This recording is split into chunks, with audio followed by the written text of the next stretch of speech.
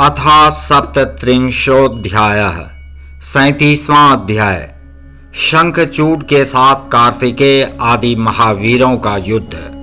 सनत कुमार बोले, हे व्यास जी, उस समय दानवों ने सभी देवताओं को पराजित कर दिया, जिससे शस्त्रास्त्रों से क्षत विक्षत अंगों वाले देवता भयभीत होकर भागने लगे।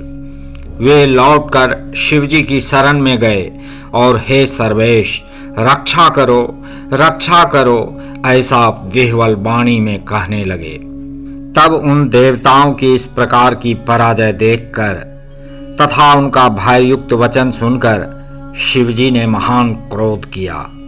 कृपा दृष्टि से देखकर उन्होंने देवताओं को अभय दान दिया तथा अपने तेज से गणों के बल को बढ़ाया। तब शिवपुत्र महावीर कार्तिकेय शिवजी की आज्ञा लेकर रण क्षेत्र में दानवों के साथ निर्भय होकर युद्ध करने लगे। तारकासुर का वध करने वाले कार्तिकेय ने क्रोध करके वीर ध्वनि करते हुए उनकी 100 अक्षौहिणी सेना को युद्ध में मार डाला। कमल के समान नेत्र वाली काली सहसा दैत्यों का सिर काटकर रक्त बहाने लगीं और उनका भक्षण करने लगीं। वे दानवों के रुधिर का चारों ओर से पान करने लगीं और देवताओं तथा दानवों के लिए भयंकर विविध प्रकार के युद्ध करने लगीं। उन्होंने रण में लीला पूर्वक 100 लाख हाथी एवं 100 लाख दानवों को एक हाथ से उठाकर मुख में डाल लिया। हजारों कबंध युद्ध भूमि में नृत्य करने लगे। उस समय महान कोलाहल होने लगा, जो कायरों के लिए भयप्रद था। इसके बाद स्कंद कुपित हो पुनः बाणों की वर्षा करने लगे और उन्होंने क्षण भर में करोड़ों असुर सेनापतियों को मारकर गिरा दिया। जो शेष दानव मरने से बच गए, वे सब स्कंद के बाणों से क्षत विक्षत तथा भयभीत होकर भागने लगे। तब वृषपर्वा, विप्रचित्ति, दंड, विकंपन ये सब बारी बारी से स्कंद के साथ युद्ध करने लगे। महामारी भी युद्ध करने लगी और युद्ध से नहीं हटी। उधर स्कंद की शक्ति से पीड़ित हुए असुरगण क्षत विक्षत होने लगे। हे मुने, उस समय स्कंद एवं महामारी की विजय हुई। स्वर्ग में दुंदुभियां बजने लगीं और फूलों की वृष्टि होने लगी। तब कार्तिकेय के महाभयानक अद्भुत दानवों का क्षय करने वाले एवं कल्पांत सदृश और महामारी के द्वारा किए गए क्षयकारी उपद्रव को देखकर वह शंखचूड अत्यंत कुपित हुआ और स्वयं सहसा युद्ध के लिए तैयार हुआ। वह शंखचूड अनेक प्रकार के अस्त्र शस्त्रों से युक्त, विविध रत्नों से जटित तथा सभी वीरों को अभय देने वाले विमान पर चढ़कर महावीरों के साथ रणभूमि में उपस्थित हो गया और कर्ण पर्यंत धनुष की प्रत्यंचा खींचकर बाणों की वर्षा करने लगा। उसकी वह शरवृष्टि भयानक थी तथा प्रतिकार के योग्य नहीं थी। उससे युद्ध स्थल में घनघोर अंधकार छा गया। सभी देवता तथा नंदीश्वर आदि जो अन्य थे, वे महागण भागने लगे। उस युद्ध में एकमात्र कार्तिकेय ही डटे रहे। उस समय दानवराज ने पर्वतों, सर्पों, नागों एवं वृक्षों की भयंकर एवं दुर्निवार्य वर्षा की।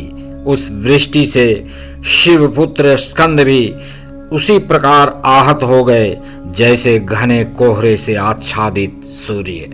हे मुनि श्रेष्ठ, उसने माय दानव के द्वारा सिखाई गई अपनी अनेक प्रकार की माया फैलाई, किंतु कोई भी देवता तथा गण उसे नहीं जान सके।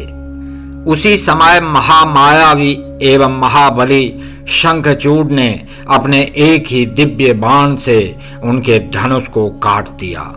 उसने उनके दिव्य रथ एवं रथ के रक्षकों को नष्ट कर दिया तथा अपने दिव्यास्त्र से उनके मयूर को जर्जर कर दिया।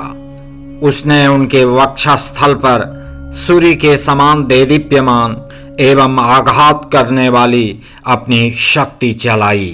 तब उसके प्रहार से वे कार्तिकेय सहसा मूर्छित हो गए। पुनः क्षण मात्र में चेतना प्राप्त कर शत्रु वीरों को नष्ट करने वाले कार्तिकेय अपने महारत्न जटित वाहन पर सवार हो गए। वे कार्तिकेय पार्वती सहित शिव के चरणों का स्मरण कर अस्त्र शस्त्र लेकर घनघोर संग्राम करने लगे। उन शिवपुत्र ने क्रोध पूर्वक अपने दिव्यास्त्र से उसके समस्त सर्पों, पर्वतों, वृक्षों एवं पाषाणों को काट दिया। उन्होंने पार्जन्य बाण के द्वारा लीला से ही शंखचूड के आग्नेयास्त्र को शांत कर दिया और उसका रथ तथा धनुष भी काट डाला।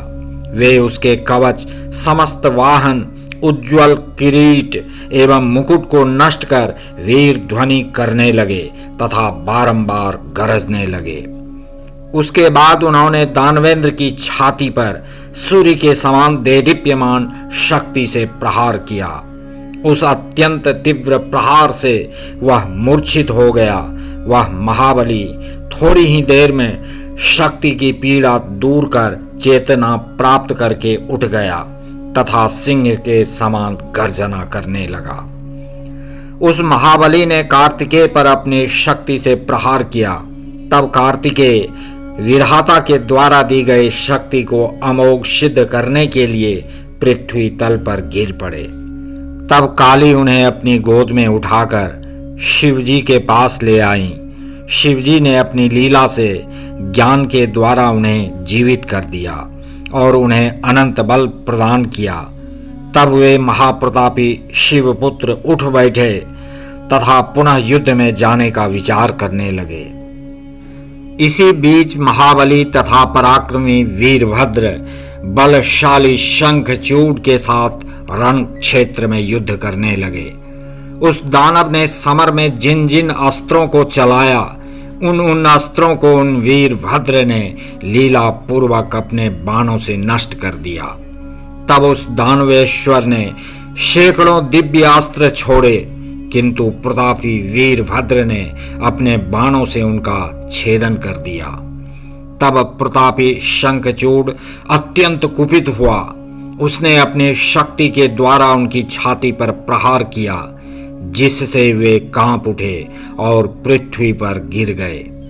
इसके बाद गणों में प्रमुख गणेश्वर वीरभद्र क्षण मात्र में चेतना प्राप्त कर उठ बैठे और उन्होंने पुनः अपना धनुष ले लिया।